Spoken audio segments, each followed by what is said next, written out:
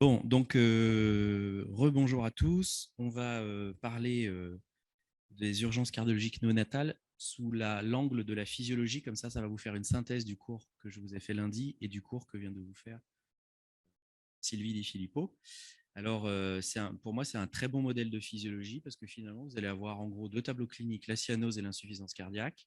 Et on va se mettre dans la peau de quelqu'un qui a un appel en astreinte face à une situation clinique.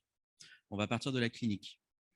Et donc, c'est une façon de faire pour pédagogique qui est particulière. Donc, ce cours, vous l'aurez évidemment, donc ne vous inquiétez pas. En gros, quand vous avez des urgences cardiologiques néonatales, donc ça ne concerne que le nouveau-né, hein, ce cours, vous allez avoir un tableau, premier tableau, qui est la cyanose. C'est la cyanose où on met de l'oxygène et la saturation ne remonte pas, ça s'appelle l'hypoxie réfractaire. Et quand vous avez une hypoxie réfractaire, vous allez regarder la radiographie du thorax. Vous n'êtes même pas en train d'examiner l'enfant, vous n'êtes même pas en train d'avoir les sondes d'échographie dans la main. Vous êtes en astreinte, on vous appelle, et puis le temps que vous vous déplaciez, vous demandez la radio. Si la radio montre des poumons qui ne sont pas clairs, sur une cyanose réfractaire, il y a une maladie, c'est la transposition des gros vaisseaux, la détransposition des gros vaisseaux. Si les poumons sont clairs, vous allez regarder le volume du cœur. Si le cœur est de volume normal, vous avez des pathologies où les poumons sont protégés, comme la tétralogie de Fallot ou le ventricule unique avec la sténose pulmonaire, ou une autre pathologie que j'ai mise là dans le classement parce que je ne savais pas où la mettre, c'est la génésie des valves pulmonaires. On verra toutes ces cardiopathies les unes après les autres. Si le volume est de cœur augmenté, c'est ce qu'on a vu lundi sur le cours de physiologie, c'est qu'il y a un obstacle à l'éjection du cœur droit, mais qu'il n'y a pas de soupape de sécurité par une CIV, et donc c'est une atrésie pulmonaire sans CIV ou APSI ou une sténose valvulaire pulmonaire critique, confère le cours de lundi. Et puis enfin, si vous avez un cœur qui est très augmenté de volume, c'est l'anomalie d'Epstein dont on a déjà un tout petit peu parlé. Donc vous voyez, je vous remets toutes les cardiopathies cyanogènes de façon un petit peu caricaturale. Ça ne rentrera pas toujours dans les clous, mais au moins ça vous permet, quand on débute la cardiologie pédiatrique, de savoir à peu près quels sont les grands groupes de cardiopathies cyanogènes. OK ? Deuxième possibilité, alors là, il y en a beaucoup plus, c'est l'insuffisance cardiaque. C'est un nouveau-né qui arrive en insuffisance cardiaque, c'est-à-dire polypnée, sueur, OTT, pâleur, hépatomégalie, parce que l'insuffisance cardiaque du nouveau-né, elle est toujours globale, et donc c'est souvent une insuffisance cardiaque gauche et droite. Les nouveau-nés ne font pas d'OAP, l'OAP, ils le font dans le foie. Ça, c'est la subtilité pour ceux qui ne sont pas pédiatres. Et cet enfant, ce nouveau-né qui est en insuffisance cardiaque, vous allez même pas regarder la circulation pulmonaire, parce qu'en général, elle est augmentée dans l'insuffisance cardiaque, c'est l'équivalent de l'OAP de l'adulte. Sur le plan radiologique, on va directement regarder le volume du cœur. Le cœur est de volume normal, ou même petit, avec un tableau d'insuffisance cardiaque. Une insuffisance cardiaque avec un petit cœur, il n'y a pas beaucoup de maladies. Hein. C'est le retour veineux pulmonaire anormal total bloqué. Les poumons sont blancs, le cœur est tout petit. Et on va les détailler après. Là, je vous fais du teasing, mais après, on va les détailler. Deuxième groupe de pathologie, qui est le plus fréquent, c'est le cœur de volume augmenté. Dans la majorité des cas, on a une insuffisance cardiaque et un cœur de volume augmenté. Et alors là, c'est tout le tiroir qui est énorme, avec beaucoup de sous-catégories de cardiopathie. Vous avez les obstacles gauches. Toute insuffisance cardiaque néonatale est un obstacle gauche jusqu'à preuve du contraire, Sylvie a dû vous le dire tout à l'heure. Et donc, qu'est-ce que c'est que ces obstacles gauches ? C'est le pire, l'hypoplasie du cœur gauche. Le plus simple, la coarctation de l'aorte. Et puis aussi l'interruption de l'arche aortique, le syndrome de coarctation, etc. Vous verrez ces obstacles gauches au cours de cette année de DIU.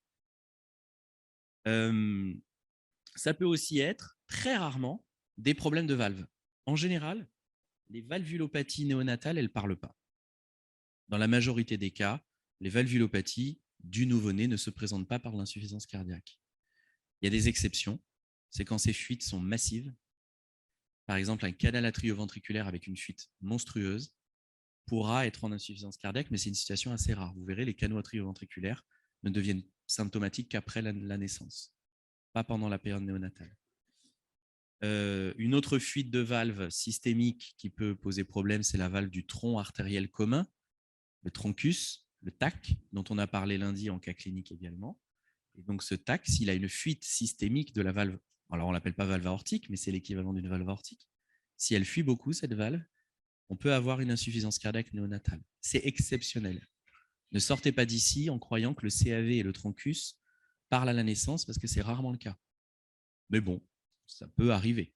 Si la valve AV fuit ou si la valve troncale fuit, dans ces deux exceptions, on peut avoir de l'insuffisance cardiaque.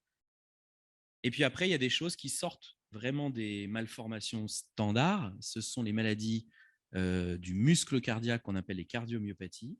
Et puis ce sont les maladies de l'électricité, qui sont des troubles de conduction, des troubles du rythme qui peuvent parler sur le mode de l'insuffisance cardiaque néonatale.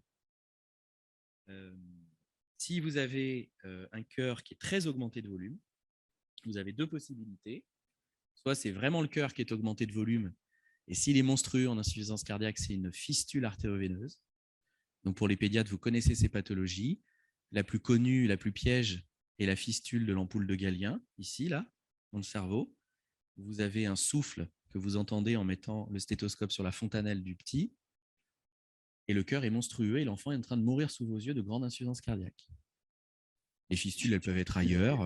Je ne vais pas rentrer dans les détails volontairement. Je vous donne les noms des tiroirs et puis ensuite, vous irez derrière les voir au cours de ces cours pendant cette année. Vous avez aussi l'équivalent de fistules, les hémangiomes hépatiques, par exemple, qui vont vous faire l'équivalent d'un appel sanguin et qui vont entraîner une dilatation du cœur. Donc les fistules, les hémangiomes, qui ne sont pas des cardiopathies elles-mêmes, mais qui vont entraîner des dilatations du cœur et un état clinique assez précaire du nouveau-né.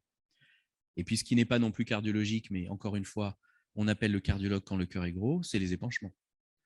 Là, ce n'est pas le cœur qui est le problème, mais on peut avoir des épanchements péricardiques importants qui peuvent avoir un retentissement sur l'hémodynamique du patient, ou même des choses qui ne sont pas du tout cardiologiques, comme les perfusothorax. Là aussi, parfois, on est appelé en tant que cardiopédiatre parce qu'on a pris un perfusothorax pour une cardiomégalie.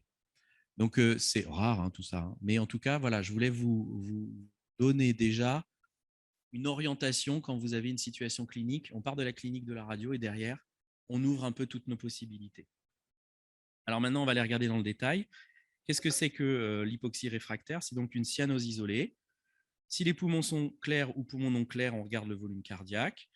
Là, vous voyez ici l'équivalent de ce que je vous disais. Donc la circulation pulmonaire ici, vous ne dites pas qu'elle est claire. Vous êtes d'accord? Il y a quand même un poumon qui est un peu chargé. Et donc, quand les poumons sont non clairs, ça dénote complètement avec ici des poumons clairs. Pour ceux qui n'ont pas l'habitude des radiographies de nouveau-nés, encore une fois, volontairement, mon propos est caricatural. Vous verrez que des fois, ce n'est pas aussi simple que dans les cours. Si la cyanose est avec poumon non clair, c'est la détransposition des gros vaisseaux. Alors maintenant, vous n'allez plus parler de TGV, vous allez parler de DTGV, de LTGV, puisque vous avez appris l'anatomie avec Lucie Louyel. La détransposition des gros vaisseaux, que communément on appelle la TGV, c'est donc un petit cœur en œuf posé sur le diaphragme avec des poumons un peu chargés, une cyanose réfractaire, une bonne hémodynamique. Classiquement, un diagnostic prénatal dans 90% des cas en France. Ce n'est pas le cas partout comme ça. Il n'y a pas de diagnostic prénatal partout. Il ne faut pas imaginer que ce que fait la France, qui a mis beaucoup d'énergie sur le diagnostic prénatal depuis les années 80, ce n'est pas obligatoirement le cas partout, évidemment. Et à la naissance, eh bien, on fait une atrioseptostomie de Rashkin s'il y a besoin, elle n'est pas systématique, et on met de la prostine s'il y a besoin pour maintenir ce qu'on appelle les shunts croisés. C'est grâce à ça qu'on va permettre une bonne oxygénation. Et ensuite, on fait un switch artériel dans la première semaine de vie. Plus c'est précoce et moins il y a de troubles de neurodéveloppement. Voilà la transposition des gros vaisseaux en une diapositive. Vous voyez ici sur cette échographie, pour ceux qui ne sont pas des échographistes, normalement, dans une position habituelle des anneaux aortiques et pulmonaires, quand vous êtes en coupe parasternale au-dessus, là, en haut à gauche, vous allez avoir d'abord le vaisseau que vous voyez devant et l'artère pulmonaire, et le vaisseau que vous voyez derrière et l'aorte. L'artère pulmonaire est en haut à gauche et en avant de l'artère de l'aorte. Okay, ça, c'est la position normale. Et bien ici, vous voyez que mes deux anneaux sont à l'envers. Le vaisseau qui est en avant c'est la pointe pour ceux qui ne font pas de l'échographie, et à gauche, c'est le vaisseau aortique. Et le vaisseau qui est en arrière, c'est le vaisseau pulmonaire qui se divise en deux branches. Si ce vaisseau qui est en avant est très à gauche, c'est une LTGV. Si le vaisseau qui est en avant, comme ici, l'anneau est plus vers la droite, c'est une DTGV. Vous voyez ici que le vaisseau qui est en avant, qui d'ailleurs donne une petite coronaire, c'est comme ça qu'on voit que c'est l'aorte, le vaisseau qui est tout en haut, qui donne une coronaire, il se situe à droite, légèrement à droite du vaisseau qui est en arrière. C'est donc une détransposition des gros vaisseaux. Et donc, on voit ici la coupe sous-costale avec le foramen ovale qui est tout petit en rouge, qui ne suffit pas à oxygéner ce nouveau-né qui doit être bien bleu. Et donc, on va lui mettre un ballon dans l'oreillette gauche, gonfler le ballon, tirer un grand coup et faire ce qu'on appelle une atrioseptostomie de Rashkind pour élargir la CIA. Et c'est cette CIA qui va être la plus efficace pour maintenir une bonne oxygénation. Vous voyez ici ensuite la membrane qui a été arrachée qui flotte. Ça, c'est le signe du succès de ce Rashkind.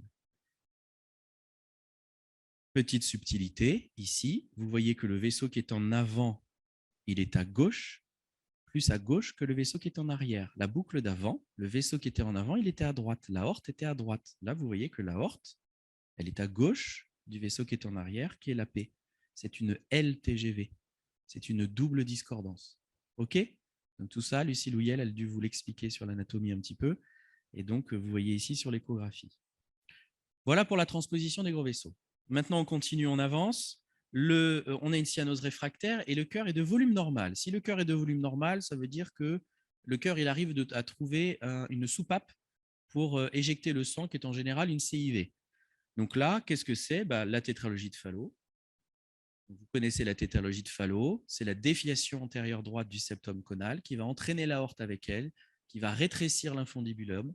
Le ventricule droit va se retrouver avec un régime de pression systémique, donc il va rester musclé, HVD, et l'aorte qui se retrouve à cheval sur cette CIV, puisque vous allez avoir un décalage entre le septum conal et le reste du septum interventriculaire.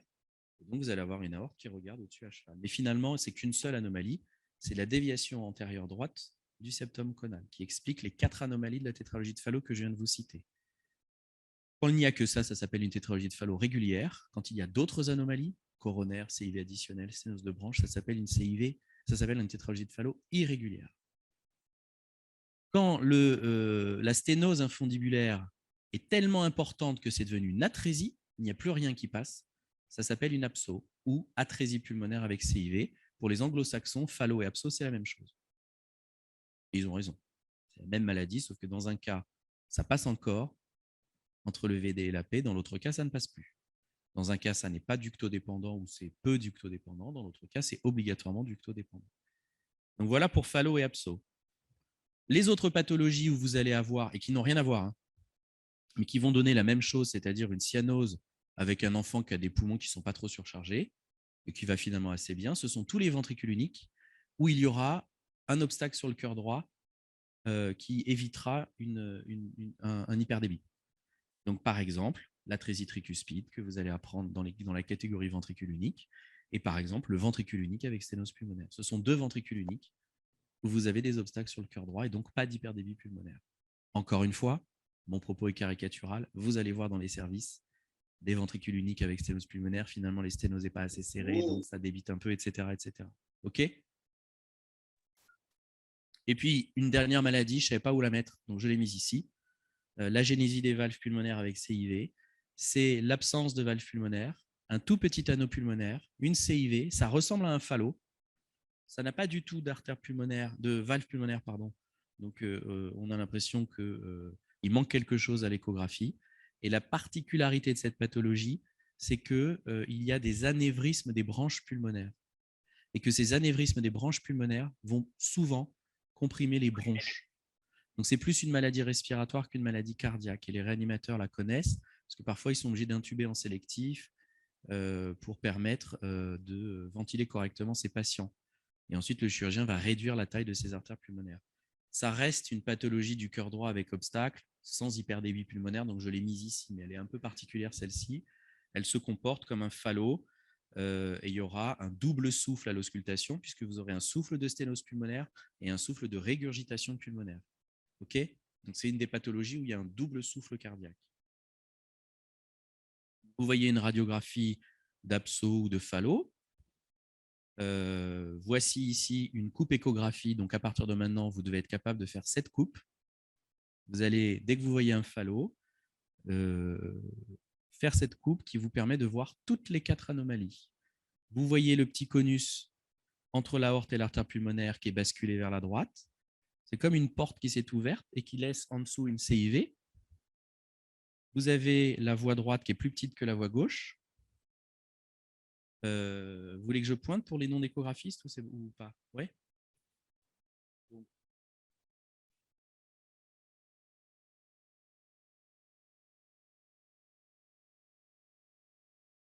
C'est le septum conal. Donc, désolé pour ceux qui sont sur Zoom. Je ne sais pas si vous allez réussir à voir, ça m'étonnerait puisque je pointe sur l'écran. Ici, vous avez le septum conal. Ici, vous avez la CIV. Ici, vous avez l'aorte. Ici, vous avez la P. Ici, vous avez la valve pulmonaire. Ici, vous avez la sténose infundibulum. Vous voyez, on croirait 2 petits biceps. Le fundibulum, il a fait de la musculation. Regardez. Voilà la sténose infundibulaire. Voilà la HVD. Voilà la CIV. Voilà l'aorte à cheval sur la CIV et la sténose infundibulaire. Vous avez les 4 anomalies.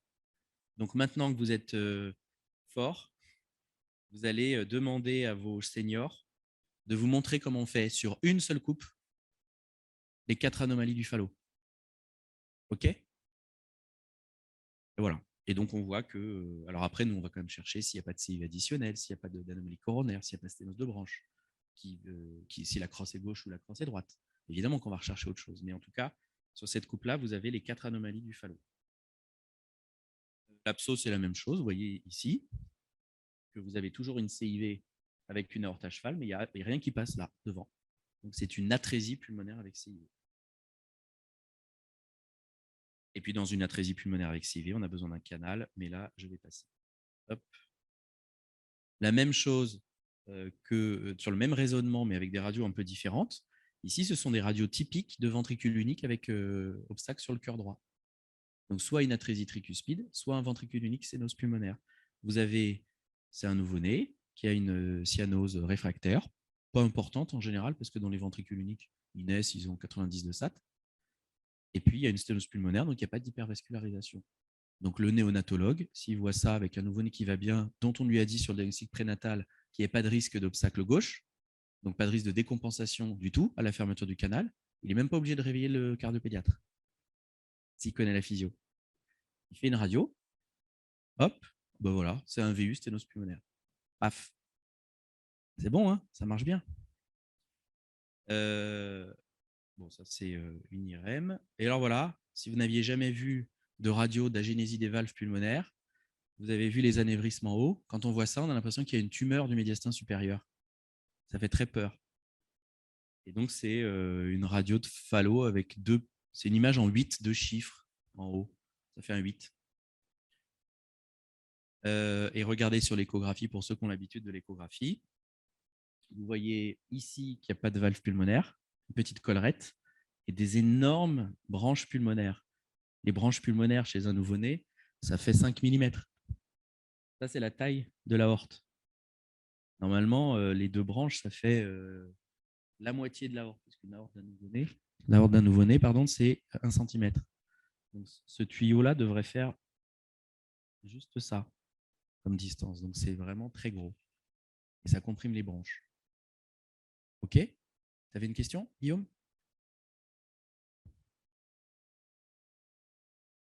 Classiquement, ouais. Classiquement, c'est le cas. Alors, je sais qu'il y a, moi, j'en ai jamais vu, mais il y a dans la littérature des cas décrits d'agénésie des valves en mode insuffisance cardiaque par hyperdébit, comme une CIV, en fait. Mais classiquement, c'est des pathologies conotroncales avec souvent un conus anormal et un petit anneau. C'est très, très rare, en fait, ces cardiopathies. C'est très, très rare, ces cardiopathies. Et du coup, on ne connaît pas très bien le mécanisme, même physio. On dit que c'est la fermeture prématurée du canal qui a fait une contrainte, du coup, sur les artères pulmonaires et les ondes dilatées. Voilà, bon. Et en même temps, il y a déjà des génies des valves avec canal qui naissent. Voilà. Donc, vous en verrez très peu. Très, très peu. Maintenant, la même chose, mais cœur augmenté de volume. Si le cœur est augmenté de volume, on en a parlé lundi matin, c'est qu'il n'y a pas de CIV pour lutter contre l'obstacle droit. Et donc, c'est soit la sténose valvulaire pulmonaire critique, dont la définition est clinique. Une sténose valvulaire pulmonaire critique, c'est une sténose valvulaire pulmonaire avec désaturation. C'est ça la définition. OK ? Et l'autre pathologie qui fait ça, c'est l'atrésie pulmonaire avec sans CIV, pardon, l'APSI, où vous n'avez pas du tout de passage entre le ventricule droit et l'artère pulmonaire. C'est les cas cliniques qu'on a fait lundi. Cardiopathique complexe, rare. Vous aurez un cours dessus pour lequel la prise en charge dépend du ventricule droit. Est-ce qu'il s'est développé ou pas, voilà, etc. C'est tout ce qu'on a vu l'autre fois sur la compliance. Donc voilà une sténose valvulaire pulmonaire critique, enfin critique à l'échographie, vous pouvez dire qu'elle est critique s'il désature. Donc là d'ailleurs, pour ceux qui n'ont pas l'habitude de l'échographie, tout à l'heure je vous ai montré une détransposition des gros vaisseaux avec une AP derrière, une aorte devant. Ben là voilà une position normale des gros vaisseaux. Vous avez bien une AP en avant et à gauche. La gauche est là, la droite est là. Donc l'AP est bien en avant et à gauche. L'aorte est en arrière et à droite. L'AP est en haut, l'aorte est en bas. Et les deux branches sont là, comme ça. Ça, c'est une position normale des gros vaisseaux. OK ? Et avec l'obstacle ici sur la sténose pulmonaire. C'est bon pour vous ? Et on voit d'ailleurs une petite coronaire là qui part de l'aorte ici. Donc c'est bien, elle est bien. Si vous avez le doute, vous regardez les coronaires, vous voyez qui est l'aorte et qui est l'AP.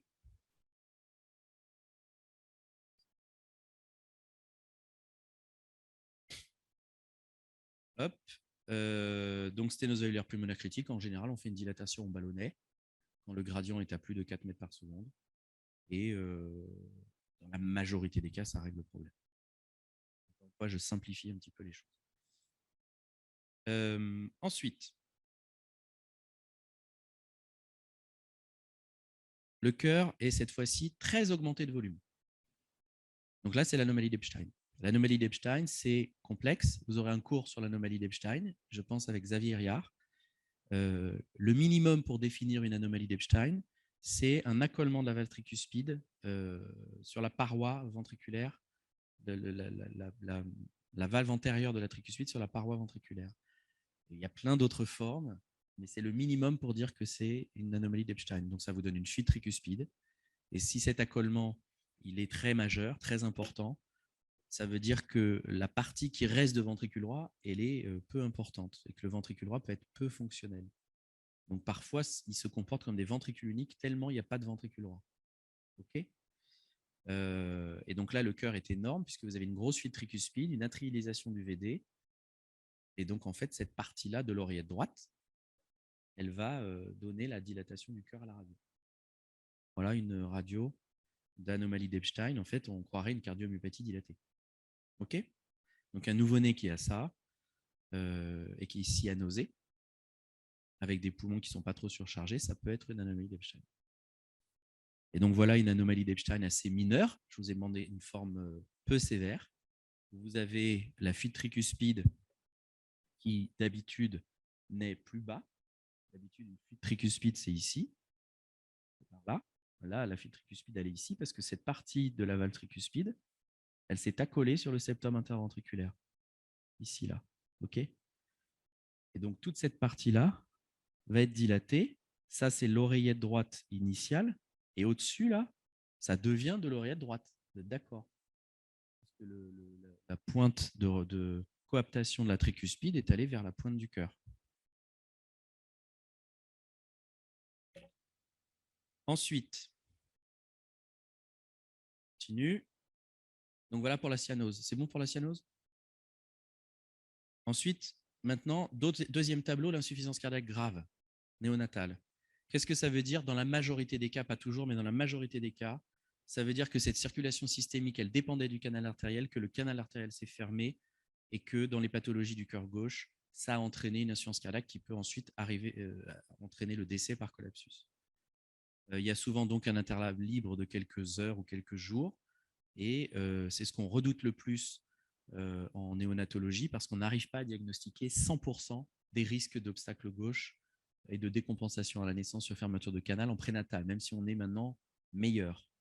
Raison pour laquelle, d'ailleurs, beaucoup de pays ont mis en place le dépistage systématique par l'oxymétrie de pouls à la naissance dans les maternités de la désaturation, parce que cette désaturation peut être dans les cardiopathies cyanogènes, comme on l'a vu là, mais également dans les cardiopathies de type obstacle gauche, où le petit subo-AP que l'enfant va faire va entraîner que la saturation ne va pas être parfaite. Et donc, dans un cadre de dépistage, on peut rattraper, même si ce ne sont pas des cardiopathies cyanogènes, on peut rattraper des pathologies du cœur gauche par l'oxymètre de pouls. Si la SAT est à 90, ce n'est pas catastrophique, mais ce n'est pas normal chez un nouveau-né en maternité. Donc, la clinique, je vous l'ai dit, hein, c'est polypnée, dyspnée OTT, stagnation pondérale, tachycardie, hépatomégalie, pâleur, oligurie, et puis surtout, dans les obstacles gauches, des poux que vous allez avoir du mal à percevoir. Et ensuite, l'étape d'après, dont je ne parle pas là, c'est le collapsus. Là, c'est plus du tout le même tableau clinique. Donc, l'insuffisance cardiaque de cœur de volume normal, dans ce cas-là, ça n'est pas un obstacle gauche, c'est un RVPAT bloqué. Je vous ai dit, la majorité des diagnostics, c'est les obstacles gauches, mais pas tous. Donc, une maladie rare qui est le retour veineux pulmonaire anormal total bloqué, qui est de diagnostic prénatal très difficile, puisque vous n'avez pas de circulation pulmonaire. Et donc, à moins d'être dans des mains de super experts, une sage-femme ou un obstétricien, dans le cadre du dépistage systématique du deuxième trimestre des malformations, n'a pas à diagnostiquer un RVPA total bloqué. Déjà, un, parce qu'il n'est pas bloqué chez le nouveau-né, chez le fœtus, pardon, qui n'a pas de circulation pulmonaire, et deux, parce que voir les cas de veines pulmonaires chez un fœtus du deuxième trimestre, ça n'est pas dans les recommandations de la Société de gynécologie. Okay, ça, c'est très important que vous fassiez très attention. On est dans une société qui demande aujourd'hui, qui confond dépistage et diagnostic, et parfois, quand j'entends certains médecins dire « Ah, il n'a pas été diagnostiqué en prénatal », ça me fait froid dans le dos. Déjà parce que ce n'est pas confraternel et que si vous faites du diagnostic prénatal, vous verrez la difficulté de ce que c'est. Et deux, le diagnostic prénatal, il n'est pas là pour faire du diagnostic fin, en fait. Il est là pour dépister les cardiopathies les plus sévères qui mettent en danger soit la poursuite de la grossesse de la mère, ça c'est rarement le cas, soit le pronostic du fœtus, et qui pourrait éventuellement, dans le cadre de la loi française, aboutir sur demande de la mère à une interruption médicale de grossesse pour risque fœtal majeur, approuvée par un CPDP. C'est ça la loi. Et on a détourné cette loi, qui est finalement assez floue et qui est très bienveillante à la fois pour les patients et pour les médecins, en un diagnostic qui doit être certain. Donc faites très attention à ça. On ne diagnostique pas ni une coarctation, ni un RVPA total en prénatal, même si vous allez avoir des cours de gens très experts dans ce DU comme Bertrand Stoss, qui lui, évidemment, serait capable de le faire. Sauf que lui, il arrive après, dans le cadre du dépistage. Il y a des gens avant qui dépistent, qui sont des obstétriciens et des sages-femmes. OK ? Donc, cette petite parenthèse étant fermée, c'est le rare cas où vous allez avoir un OAP avec un petit cœur. C'est quand même assez rare. Et où vous allez avoir, je l'ai mis dans l'insuffisance cardiaque, mais c'est une pathologie qui est aussi cyanogène, puisque vous allez avoir un chemin droite-gauche par l'oreillette. Donc, je l'ai mise là, mais vous auriez pu la mettre dans cyanose. Vous auriez pu faire un truc à part en disant il y a les cyanoses et l'insuffisance cardiaque et le RLVPAT bloqué, qui est à part, qui fait les deux. OK ? Les pédiatres, néonatologues, réanimateurs connaissent très bien cette pathologie. C'est un tableau d'enfant qui se présente comme un choc septique à strepto B, sauf que ce n'est pas un choc septique à strepto B. Il a une très mauvaise hémodynamique, il a un petit cœur et un OAP, un poumon blanc. Et donc, le diagnostic différentiel, c'est effectivement le sepsis, parce que ça mime un sepsis. Donc, vous voyez ici cette radio. Vous avez, ça passera mieux sur les diapos que je vous enverrai sur le PDF.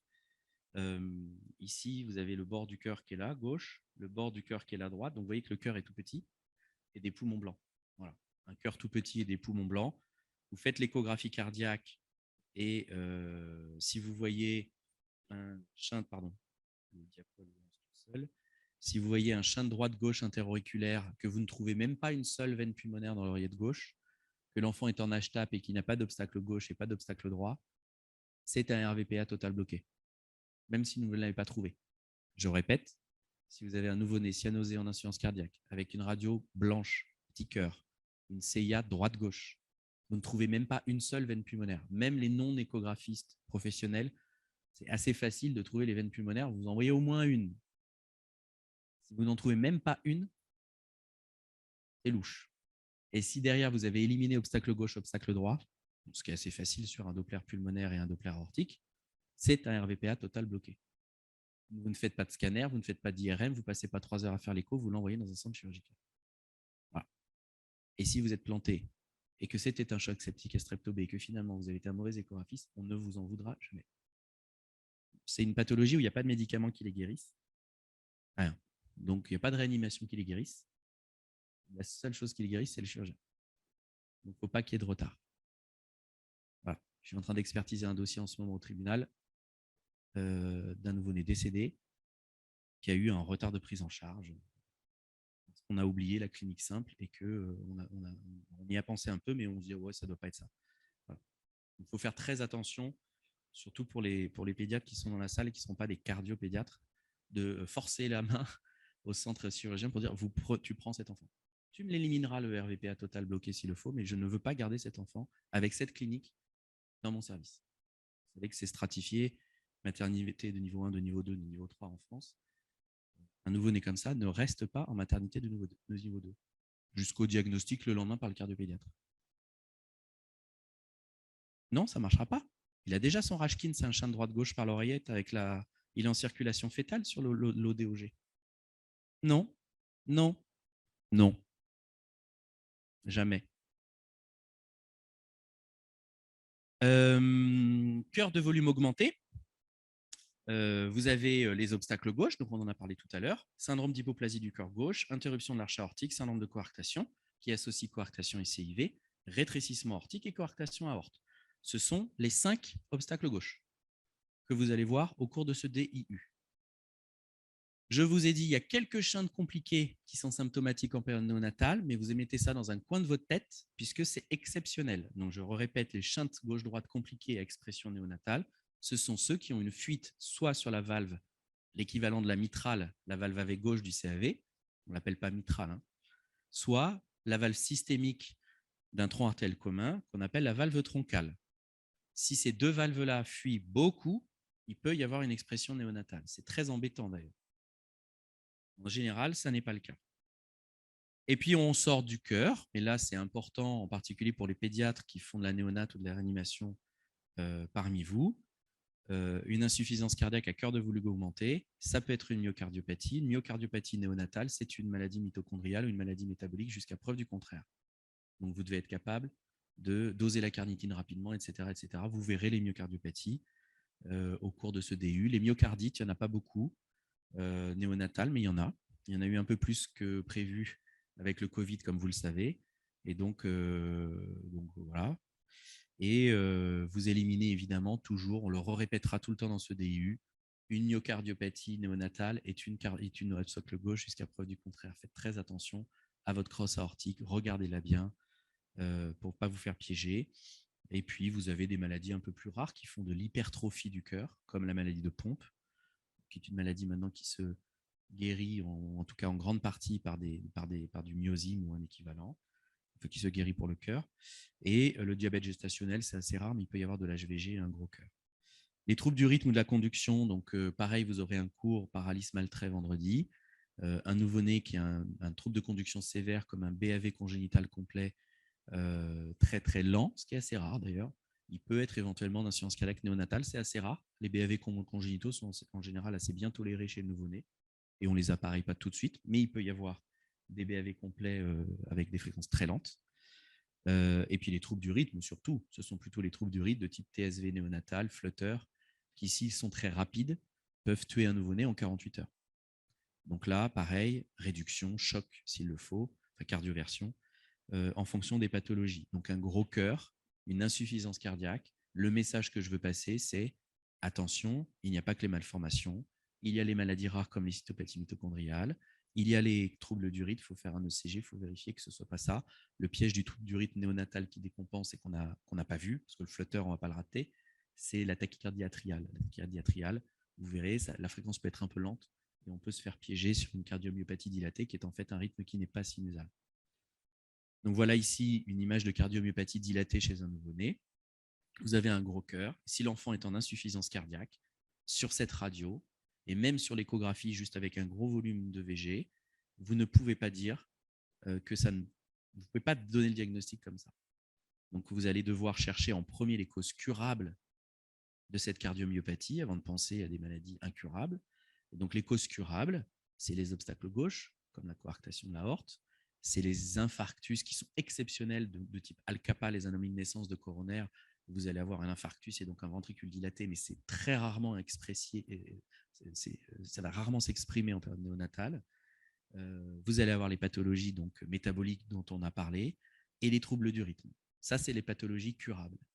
Moi, je vais vous demander à l'oral, je vais vous montrer cette radio, je vais vous dire ce patient il a cette radio. À l'échographie, j'ai un aspect de cardiomyopathie dilatée hypokinétique. Quelles sont les causes curables?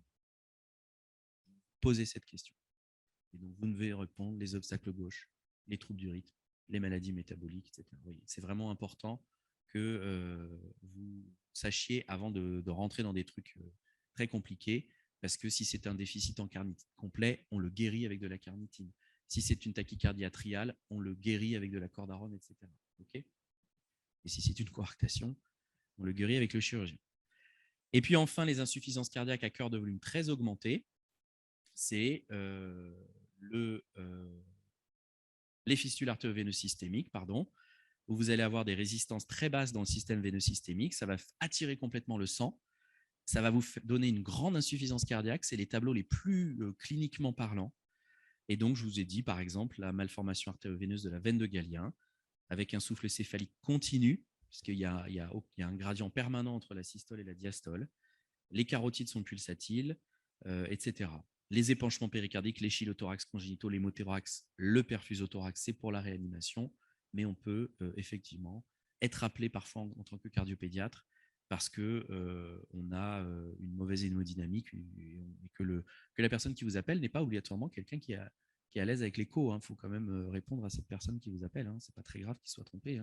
S'il n'a pas de cardiopathie, que c'est un épanchement, bon, au moins c'est plus facile à guérir. Oui. Un perfusothorax, c'est quand on a mis un cathéter, par exemple, sous clavier, sous un nouveau-né, enfin n'importe qui d'ailleurs, et que c'est sorti de la veine, et qu'on injecte du liquide dans la cavité thoracique. Et donc, c'est assez rare quand même, parce que maintenant, c'était une pathologie qu'on voyait en pédiatrie il y a quelques années, parce qu'on ne mettait pas les cathéters sous écho, il y a encore 10 ans. Et donc, aujourd'hui, la majorité des patients ont des cathéters qui sont positionnés sous écho. Et on a stratifié les néonatologies, en particulier en France, par des niveaux 1, 2, 3. Si tu as un cathéter central et que tu es nouveau-né, tu dois aller là, tu ne peux pas aller là, etc.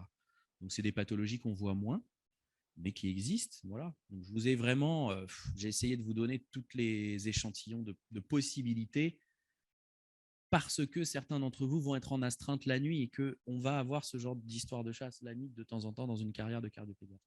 Voilà. Je me suis mis dans la peau, ce cours, je me suis mis dans la peau d'un junior docteur ou d'un jeune assistant ou d'un jeune cardiopédiatre, voilà, qui est appelé à 2 heures du matin par un hôpital périphérique qu'il ne connaît pas. C'est pas son service, c'est pas sa réa néonatale lui, parce que souvent les cardiopédiatres sont en CHU. Et on va avoir des pédiatres de maternité de niveau 1, de niveau 2 qui vont vous envoyer des radios sur WhatsApp et qui vont vous donner des tableaux cliniques. Vraiment, c'est pour ça que comme ça que j'ai construit ce cours. Vous ne serez pas tous dans cette salle des cardiopédiatres temps plein. OK? Donc voilà pour le cours sur